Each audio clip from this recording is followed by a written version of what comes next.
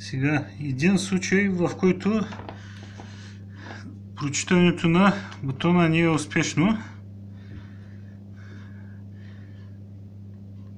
Да речем, ето, светодиода остана да свети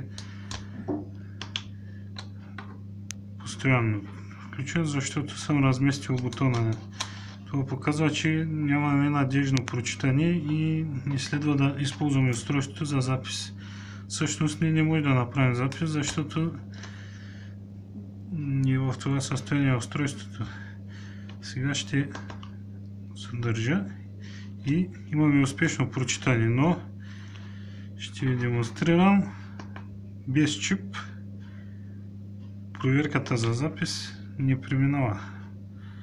Мога да си го повтарям, докато няма успешен запис.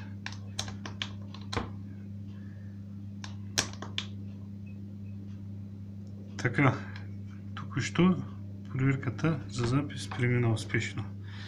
И мога да изгася захранването.